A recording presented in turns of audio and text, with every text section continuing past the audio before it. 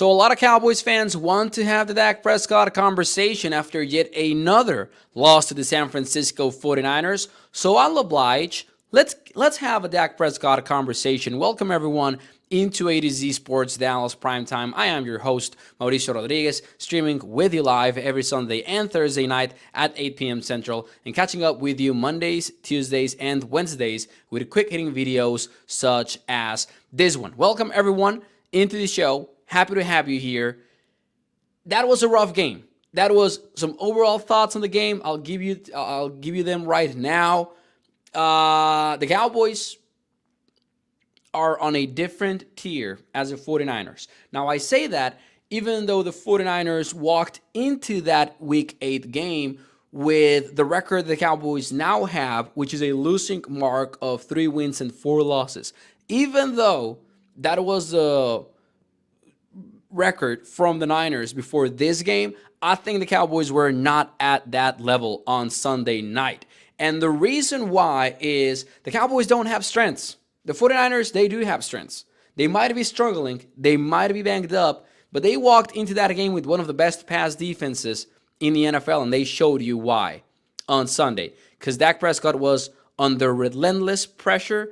Lenoir was great in coverage against CD Lamb. He was, man, I know CD Lamb ended up with 146 yards. 92 of them came in the final quarter, and those big plays came because of busted coverages. But Lenoir was doing work on CD and all the other Cowboys wide receivers. They showed you why they were one of the best pass defenses in this game. The Niners still have a very good rushing offense. They still have George Kittle producing like crazy. And honestly, they showed you that they have a path to winning ball games against quality-ish teams. Because I don't know what we want to call the Cowboys these days. But they showed you all of that. And the Cowboys were not up to the task. And there's a lot to go over with this game. You could talk about the run game again. And we could start with the question about why the heck did Rico Dowdle not play, because I know the official reason is illness, but I kind of think there's something to these online theories that you keep seeing about why Rico actually did not play in the same game that Deebo Samuel played after being hospitalized for an entire week for pneumonia.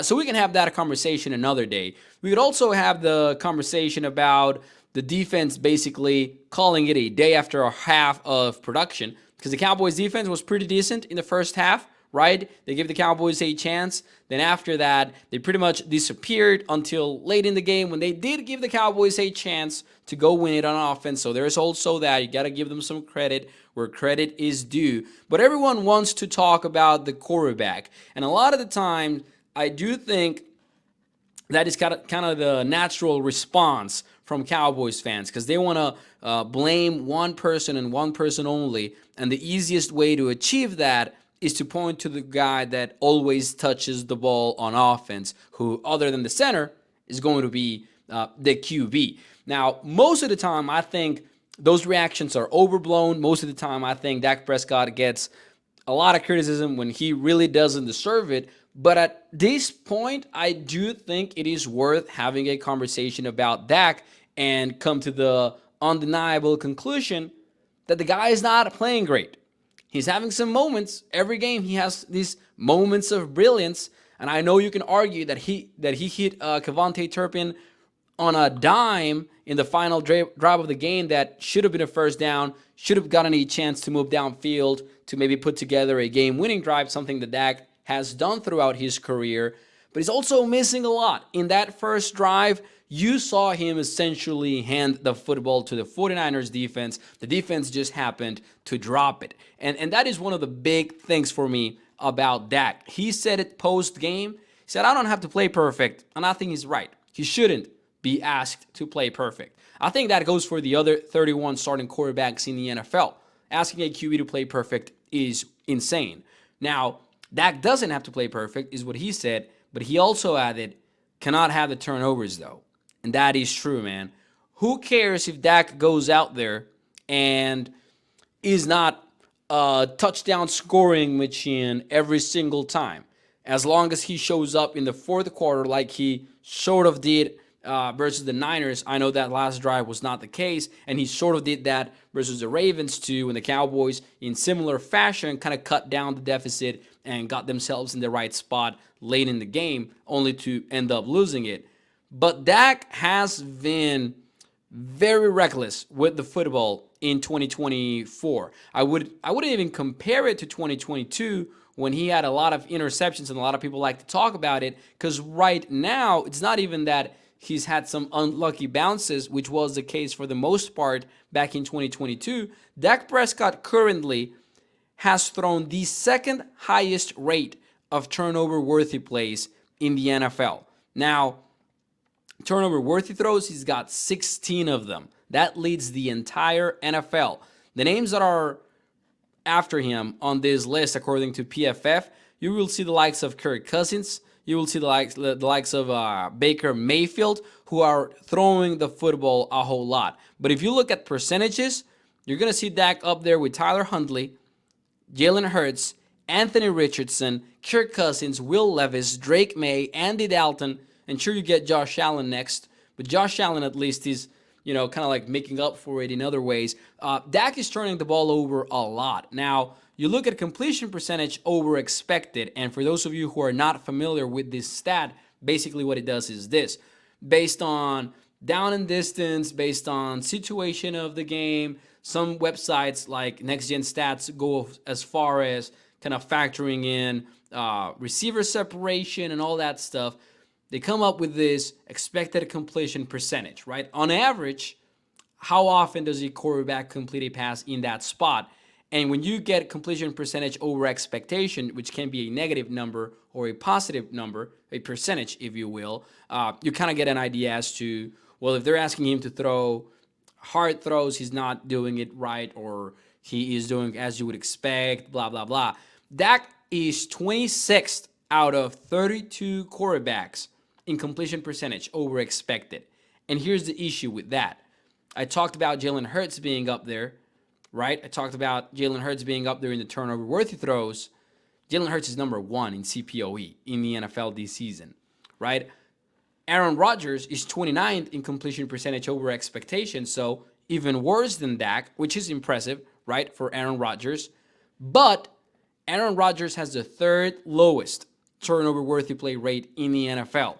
So the thing right now is that Dak is not doing great beyond the picks, but he's also having the picks and the turnover-worthy plays, which are not necessarily picks. And I don't know, man. Here's the thing about Dak. I am personally, or at least I consider myself, a Dak supporter in the strict sense of I think he's a good quarterback.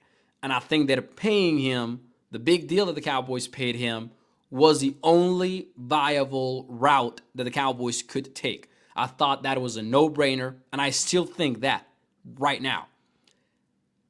That aside, I do think he's playing bad football right now, and I do think we're getting in this consistent rhythm of, on a week-to-week basis, we're talking about, oh, he struggled today, right? And he might be good, but he struggled today. So here's my take on the whole thing. This is not a good football team. And I've said this, man, we've been talking about this since the offseason, right? We've been criticizing the Cowboys' decisions since March, when they didn't re-sign Tyron Smith, when they didn't do this, when they didn't do that, when their outside free agent signings were all about Eric Kendricks and Ezekiel Elliott and pretty much no one else. Here's what I think. I think we're right about the Cowboys having a bad team. And I think Dak might be really struggling to lift up a bad team with unideal at best play calling. Because what I see is a quarterback that, what I see is this. What I see is an offense that cannot run the football. And although I do think the whole thing about establishing the run and all that is overstated, and the numbers show that, for example, you don't have to run the ball well to be effective with play action, because the numbers show that, the film shows that as well. But still, when you have a running game that is not commanding any respect from the opposing defense, teams are going to go at you, right, with all they've got in the pass rush department. And when you happen to have mediocre tackles playing versus that, it's just not going to be pretty. So what I think is right now the Cowboys offense has bad protection, and they're trying to make up for it with a lot of quick game stuff and a lot of quick drop backs or vertical plays where Dak is basically living on a prayer and hoping for the best. It's just not a good combination. And maybe you could hope for Dak Prescott to be so elite that he would overcome all of that. But right now, it feels like he's just not at the caliber of lifting up an offense that is far from being good, I would say, as far as the starting lineup goes. Now they do have some stars, right? They do have CD Lamb, who, hey, who knew they could find a way to get him wide open? That happened twice on Sunday in San Francisco when Dak Prescott hit him for 2 touchdowns. He was wide open, and there were some good plays where he was also wide open, and Dak did find him, but it's been inconsistent. We know that. It took until the fourth quarter to really get CeeDee Lamb going, and we've seen this for 8 weeks now, where, and I know this is ironic given the numbers, the final numbers for CeeDee, but there were some good chunks in that game where Dak and CeeDee were, again, not on the same page. CeeDee was pretty confident after the game. He talked about, hey, we're getting going for sure, right? We were on the right track after the performance from that night.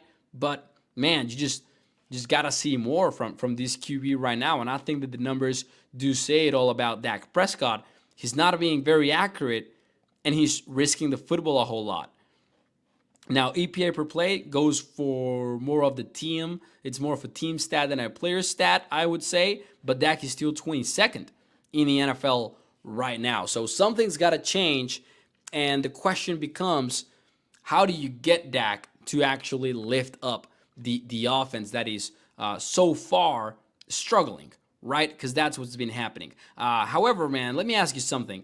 Are you folding or are you holding your Dak Prescott's cards, man? Let me know what you think in the chat, man. And in the meantime, on a similar theme, let me talk to you about our friends over at Texas Card House, because, man, you gotta join the premier poker experience at Texas Card House, where the thrill of the game meets the excitement of the community. Visit any of their 6 Texas locations, highlighting the Las Colinas and Dallas venues. Texas Card House offers a unique blend of luxury, sophistication, and camaraderie for poker aficionados. And I've talked about this, man. If you want to play poker, you got to have that right community to do it with. Whether you are a seasoned pro or if you're just starting out, you're learning how to play the game, join a welcoming community at a top-notch facility located near you. And, man, $2 Tuesdays are the key here.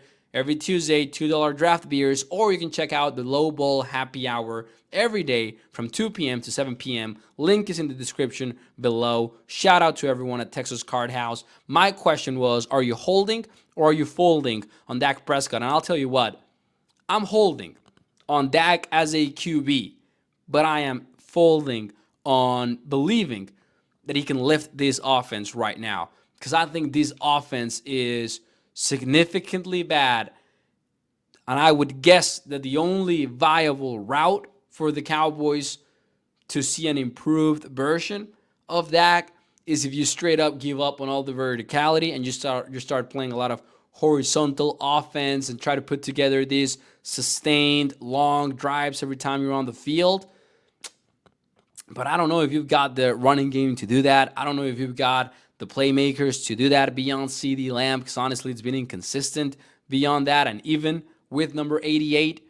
So I am folding on the offense expectations as a whole, but I do think Dak will find the right track, be it in 2024 or 2025. But I'll be honest, I know you guys don't care about 2025 yet. We still want to see this season turn around. We'll see if the Cowboys can prove all of us wrong. In the meantime, though, hit the like button for me, and I hope that you enjoyed the show. Let me know what you think in the comments, and I'll see you again tomorrow. Hit the like button for me, and have a great rest of your Monday. Bye-bye.